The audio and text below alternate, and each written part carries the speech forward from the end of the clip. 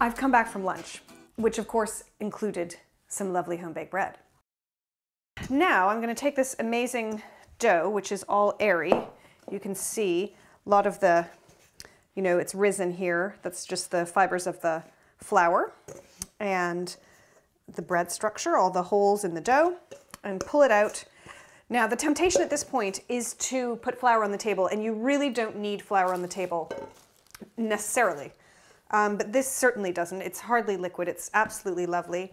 And the next stage in the process is to shape this dough into a loaf shape and then put it in the container to do its second proofing. And again, the second proofing is all about developing flavor, developing structure, and breaking down the flour so that it's easier for us to digest it.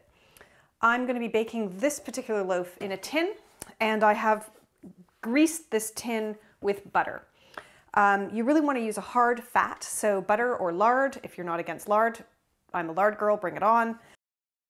Shaping is actually a very critical step, because what you want to do is get surface tension on the outside of your dough so that it forms a lovely crust, and so that you have a kind of yummy crumb inside of that crust. So you want to form a tight surface to the outside of your dough. So today, let's do it so that it's good for sandwiches. So what you want is you want to flatten this dough quite a lot, because you do want these tiny little air bubbles rather than any big pockets of air. So you want to get rid of those, any pockets of air that will be in there. And I can actually hear them kind of snapping as I need.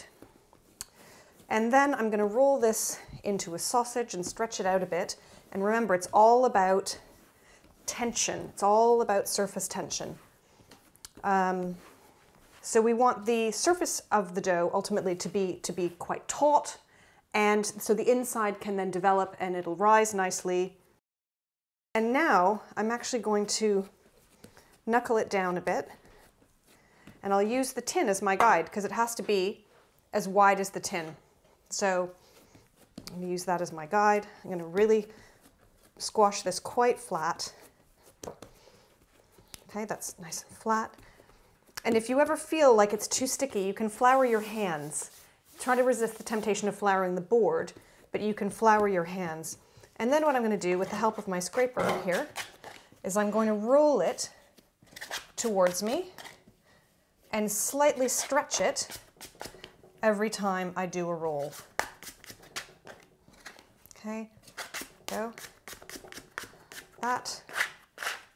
And then I'm just going to get rid of that scraper, drop it in the tin, and put the shower hat back on and leave that for another 45 minutes to rise.